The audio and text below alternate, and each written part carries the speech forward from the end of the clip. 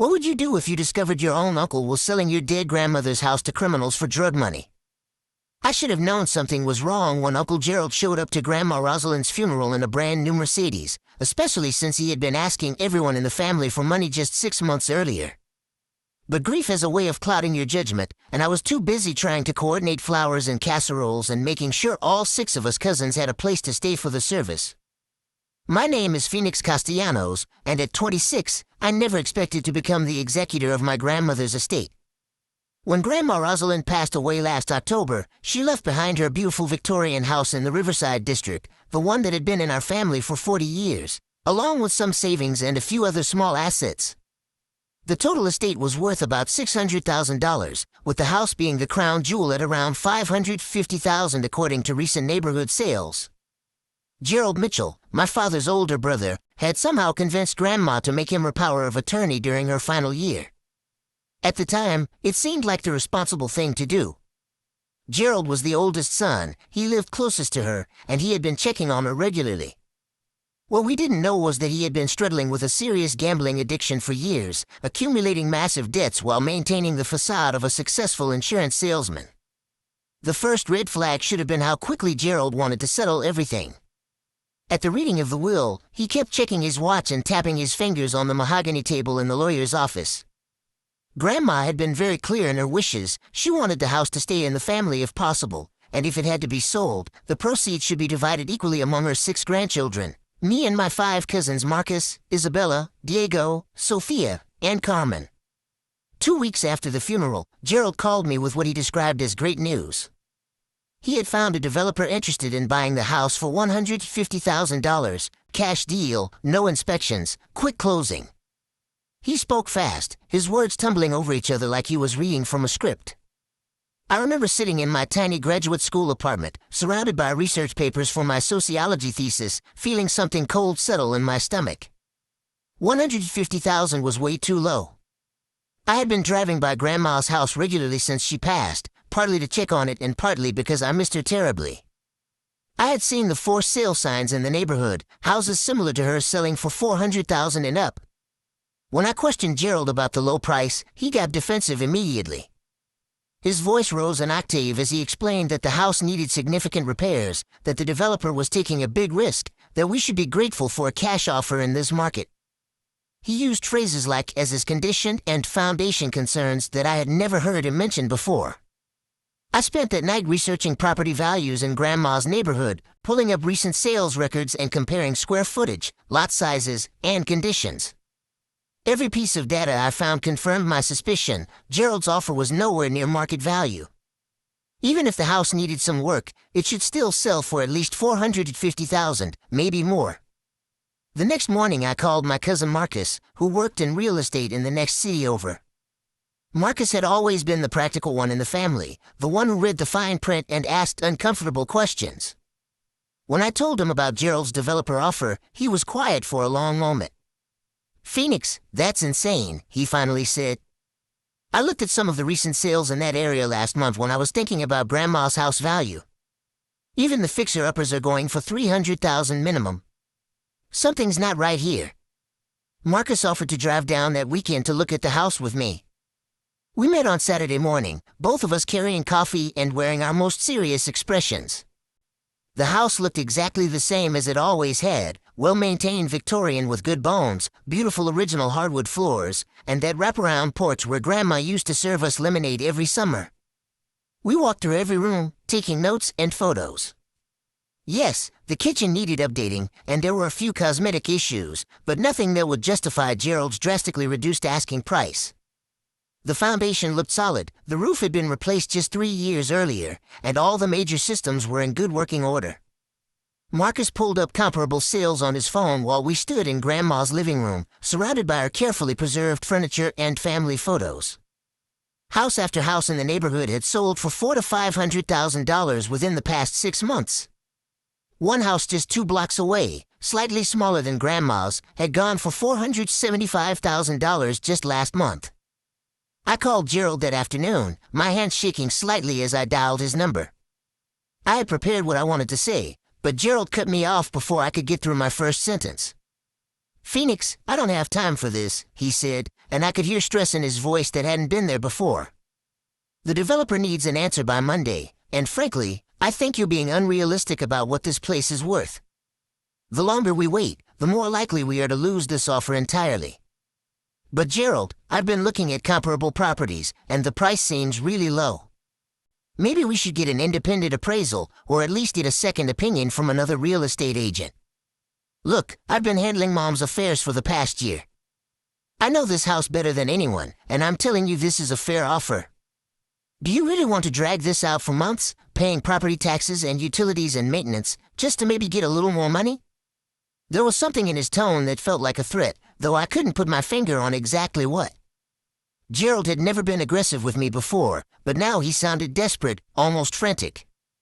That Sunday evening, Marcus and I met with our other cousins at Isabella's apartment to discuss the situation. Isabella had always been the peacekeeper in the family, the one who smoothed over disagreements and tried to keep everyone happy. Diego was the youngest of us at 22, still in college and admittedly more focused on his upcoming finals than estate details. Sophia worked as a nurse and had been closest to Grandma during her final months, often stopping by to check on her after long hospital shifts. Carmen lived across the country and had flown in for the funeral but was now back to her job as a software engineer. We all gathered around Isabella's kitchen table with Chinese takeout and a growing sense that something was very wrong. When I explained Gerald's offer and showed them the comparable property data Marcus had found, the room went quiet except for the sound of Diego nervously tapping his chopsticks against his container. So if other houses are selling for $400,000 and up, we're talking about losing somewhere around $300,000, split 6 ways, that's $50,000 each, Sophia calculated out loud. I mean, $50,000 would pay off my student loans entirely. Carmen joined the conversation via video call, her laptop propped up against a stack of Isabella's cookbooks. Even through the pixelated connection, I could see the concern on her face as we filled her in on the details. Has anyone actually met this developer Gerald found? Carmen asked. Like, what's the company name? Do they have a website? Any kind of track record in the area? I realized that Gerald had been remarkably vague about the developer's identity. When pressed, he had mentioned something about Morrison Development Group, but had never provided contact information or specific details about their other projects. Marcus volunteered to research Morrison Development Group while the rest of us tried to figure out our next steps. We all agreed that we needed more information before agreeing to Gerald's proposed sale, but we also recognized that Gerald held the legal authority as power of attorney to make decisions about the estate. Monday morning came with an urgent call from Gerald. He sounded even more stressed than he had over the weekend, speaking faster and stumbling over his words. Phoenix, Morrison Development is getting impatient. They're threatening to withdraw their offer if we don't give them an answer today. I really think we need to move forward with this. Gerald, can you give me their contact information?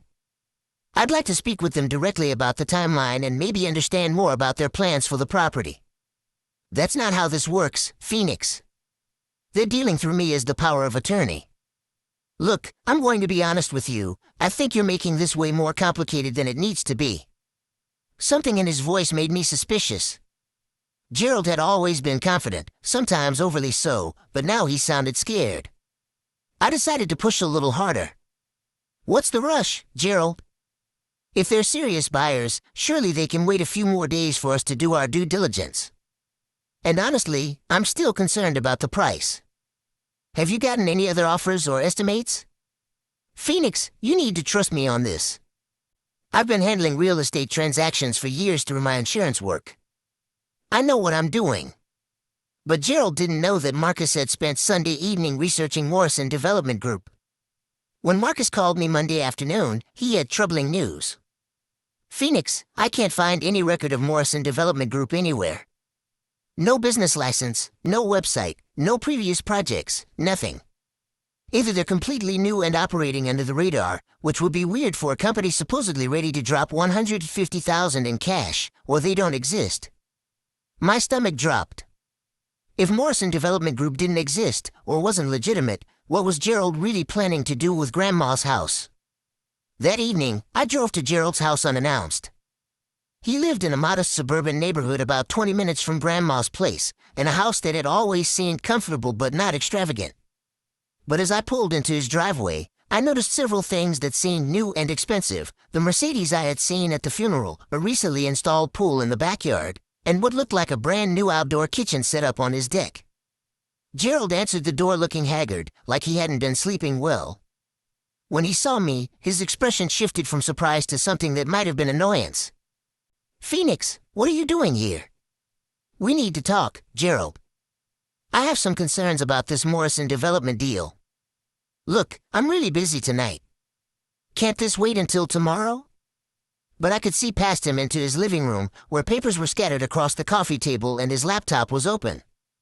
More importantly, I could see what looked like casino chips scattered among the papers, along with what appeared to be betting slips or receipts. "Gerald, are you gambling?" His face went pale, and for a moment I thought he might close the door on me. Instead, he stepped back and let me into the house, his shoulders sagging like he had been carrying a heavy weight that was finally becoming too much. "It's not what you think, Phoenix." "Then tell me what it is. Because from where I'm standing, it looks like you're trying to sell Grandma's house way below market value to pay for gambling debts." Gerald collapsed into his recliner, suddenly looking much older than his 53 years. When he finally spoke, his voice was barely above a whisper. "I owe some people a lot of money, Phoenix. More money than I can ever pay back through normal means. They're not the kind of people who accept payment plans or negotiate terms." The casino chips on his coffee table suddenly made horrible sense. I sat down across from him, trying to process what he was telling me. "How much money, Gerald?"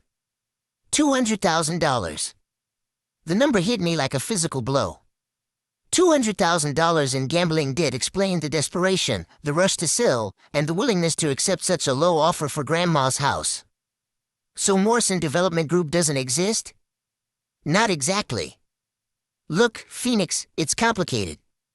Gerald explained that he had been gambling heavily for about 3 years, initially just small amounts at local card games and online poker sites. But his losses kept mounting, and he started borrowing money to chase bigger wins that never materialized. Eventually, he found himself in debt to people who operated outside the legal banking system. The person I owe money to has connections in real estate and development.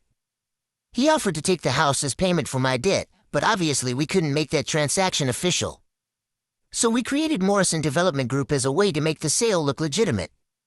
Gerald, that's fraud. You're defrauding your own family, including your own nephews and nieces, to pay off illegal gambling debts. I know how it looks, Phoenix, but you don't understand the situation I'm in. These are people who just add interest charges when you're late on payments. They made it very clear what will happen if I don't pay up soon. I sat in Gerald's living room, surrounded by evidence of his gambling addiction and faced with the reality that my own uncle was preparing to steal hundreds of thousands of dollars from his family to save his own life. Part of me felt sorry for him. He was clearly in over his head and genuinely frightened. But another part of me was furious that he would manipulate Grandma's final wishes and cheat his own family to fix a problem he had created. There has to be another way, Gerald. What about bankruptcy? What about going to the police? Phoenix, you can't declare bankruptcy on illegal gambling debts, and I definitely can't go to the police about people who operate illegal gambling operations. That would just make everything worse. I left Gerald's house that night feeling overwhelmed and unsure of what to do next. On one hand, I understood that he was in a genuinely dangerous situation. On the other hand, I couldn't stand by and watch him steal from the family, especially when that theft would mean Diego couldn't afford to finish college, Sophia couldn't pay off her student loans, and Carmen couldn't make the down payment on the house she had been saving for. Tuesday morning, I called Marcus and explained everything Gerald had told me. Marcus was quiet for a long time before responding. Phoenix, we have to stop this sale. I don't care how much trouble Gerald is in, he doesn't have the right to steal from the rest of us to solve his problems. But what if these people really are dangerous? What if stopping the sale puts Gerald in physical danger? Then we need to find another solution, but it can't be sacrificing Grandma's house and everyone's inheritance. Marcus suggested we consult with an attorney to understand our legal options. Even though Gerald held power of attorney, there might be grounds to challenge his authority if we could prove he was acting against the best interests of the estate and the beneficiaries. Wednesday afternoon, Marcus and I met with Elizabeth Hardley, an estate attorney who specialized in power of attorney disputes. Elizabeth was a sharp woman in her 40s who listened carefully to our story without interrupting, taking notes on a legal pad as we explained Gerald's gambling debts and the fraudulent sale arrangement. When we finished, Elizabeth leaned back in her chair and considered our situation. The good news is that power of attorney doesn't give Gerald unlimited authority to do whatever he wants with estate assets. He has a fiduciary duty to act in the best interests of the beneficiaries, and selling property significantly below market value to pay personal debts would almost certainly violate that duty. So we can stop the sale? Potentially, yes. We would need to file for an emergency injunction to prevent the sale from proceeding while we investigate Gerald's handling of the estate. But I have to warn you, this could get messy and expensive, and it might put Gerald in the difficult position you described with his creditors. Elizabeth suggested we try one more direct conversation with Gerald before pursuing legal action. She offered to be present for the conversation to help explain his legal obligations and the potential consequences of proceeding with the fraudulent sale. Thursday evening, Marcus and I met Gerald at a coffee shop near his house, with Elizabeth joining us via phone call. Gerald looked terrible, like he hadn't slept or eaten properly in days. When Elizabeth explained the legal implications of his proposed sale, Gerald seemed to deflate even further. I understand what you're all saying, but you don't understand my situation. If I don't come up with this money by next week, I'm going to end up in the hospital or worse. Gerald, who exactly do you owe this money to? Elizabeth asked. Are we talking about organized crime or just local loan sharks? Gerald hesitated before answering, and when he finally spoke, his voice was shaking. The guy I owe money to is named Tony Salvatore. He runs poker games and other gambling operations out of a restaurant downtown. At first, everything seemed legitimate, just regular card games with friends and acquaintances. But Tony has connections to larger operations, and when my debts got big enough, he brought in people from out of state. Elizabeth asked Gerald if he had any documentation of his gambling activities or his debts to Tony Salvatore. Gerald admitted he had been keeping records, partly because he hoped to eventually get his gambling under control and partly because he was scared of what might happen if there were any disputes about how much he owed. Gerald, would you be willing to work with law enforcement to investigate Tony Salvatore's operation? Elizabeth asked. If his gambling business is illegal, and if he's threatening violence to collect debts, the police might be very interested in building a case against him. Gerald looked terrified at the suggestion. Elizabeth, these people have made it very clear what happens to people who cooperate with police. I can't take that risk. But Elizabeth pressed the point. Gerald, what you're describing sounds like it might be more than just illegal gambling. If Tony Salvatore is using fake development companies to launder money through real estate transactions, that's a much more serious federal crime. The FBI would be very interested in that kind of operation. Something clicked in my mind. I had been thinking about Gerald's situation as a simple case of gambling addiction and debt, but Elizabeth was suggesting something much larger and more complex. Gerald, how many other people are involved in these real estate transactions? Is Tony Salvatore buying other properties through fake development companies? Gerald nodded slowly. Phoenix, I think I'm just one small piece of something much bigger. Tony mentioned that they've been buying properties all over the city, always through different shell companies, always with cash. Elizabeth asked if Gerald would be willing to meet with federal agents if she could arrange a meeting through her contacts in law enforcement. She explained that cooperation in a money laundering investigation might provide Gerald with protection and could potentially lead to reduced charges for his role in the scheme. But what about the deadline? Gerald asked. Tony expects an answer about the house sale by this weekend. If Gerald agrees to cooperate, we might be able to arrange for him to wear a wire or otherwise document his interactions with Tony Salvatore and his associates, Elizabeth explained. That could provide law enforcement with the evidence they need to make arrests before Gerald's deadline. Friday morning, Elizabeth arranged a meeting with FBI Special Agent Maria Rodriguez, who specialized in financial crimes and money laundering investigations. Agent Rodriguez met us at Elizabeth's office, and she listened intently as Gerald described Tony Salvatore's operation and the fake development companies being used to purchase properties. Agent Rodriguez confirmed that the FBI had been investigating suspicious real estate transactions in our city for several months. Gerald's information about Tony Salvatore and Morrison Development Group provided missing pieces to their investigation. Gerald, if you're willing to cooperate, we can probably arrange for your safety while we build our case against Salvatore's operation. But we need you to continue interacting with them normally while we gather evidence. Gerald agreed to wear a recording device during his next meeting with Tony Salvatore. The plan was for Gerald to express concerns about the house sale timeline, giving agents an opportunity to record Tony's responses and potentially gather evidence of the money laundering scheme. Saturday afternoon, Gerald met with Tony Salvatore at his restaurant, wearing a small recording device provided by the FBI. Marcus and I waited at Elizabeth's office with Agent Rodriguez, listening to the conversation through Gerald's wire. Tony Salvatore's voice came through clearly as he discussed the house purchase with Gerald. But as the conversation progressed, it became obvious that Tony viewed the real estate transactions as just one part of a much larger criminal operation. "Gerald, you're worrying too much about this house deal," Tony's voice said through the recording. "We've got 12 other properties closing this month through various development companies. Your grandmother's place is just a small part of our portfolio." Tony went on to explain that the properties were being purchased below market value and then immediately resold to legitimate buyers, with the profits being used to claim money from various illegal activities including gambling, drug distribution, and human trafficking. Agent Rodriguez looked grim as we listened to Tony Salvatore essentially confessing to running a large-scale money laundering operation. "This is much bigger than we initially suspected," she said. "Gerald, you just helped us understand the scope of a criminal enterprise that we've been investigating for over a year." The recording also captured Tony making explicit threats about what would happen to Gerald if he failed to complete the house sale on schedule.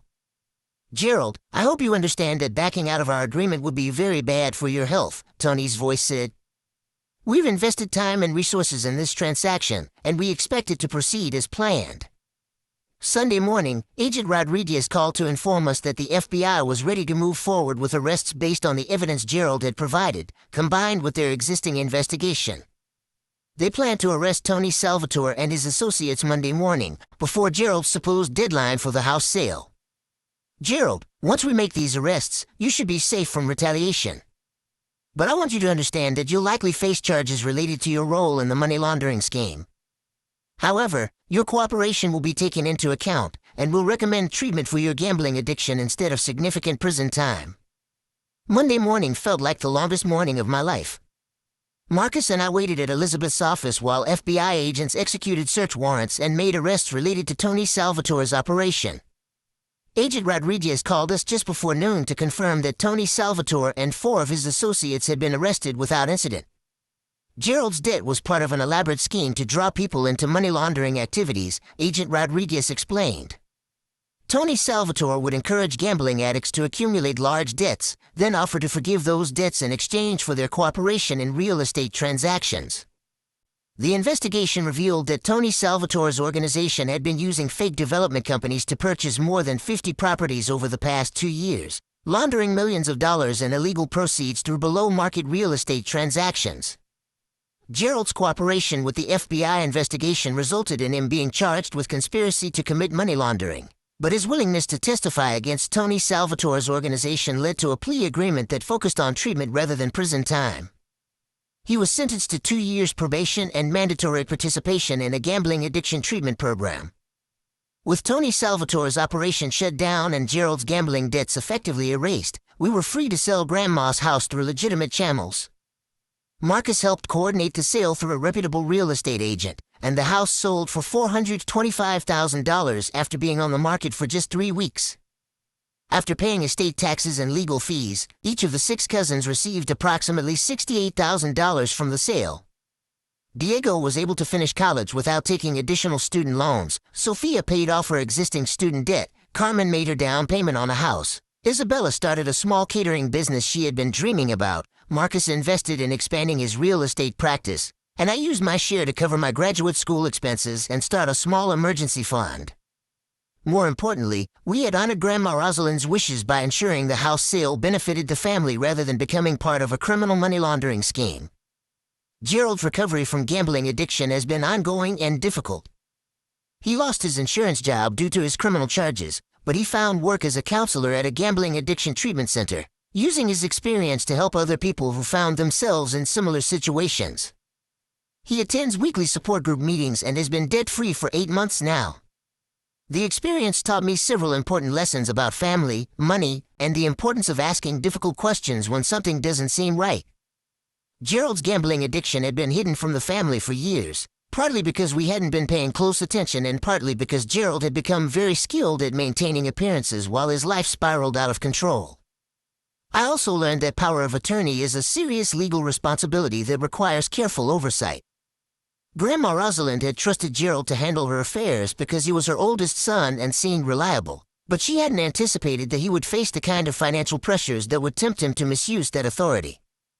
Looking back, I realized that Gerald's situation could have ended very differently if we hadn't been persistent in questioning his proposed sale. Tony Salvatore's organization might have successfully laundered money through Grandma's house, Gerald might have faced violence from his creditors, and our family would have lost hundreds of thousands of dollars that Grandma had intended for us.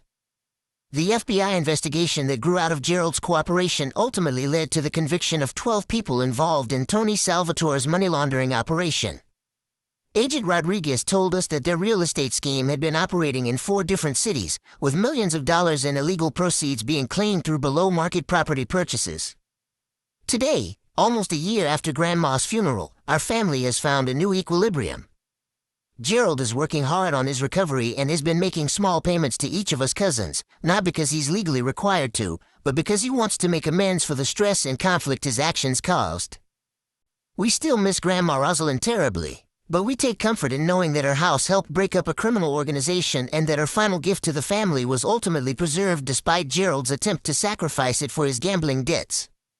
The experience also brought the 6 cousins closer together in unexpected ways.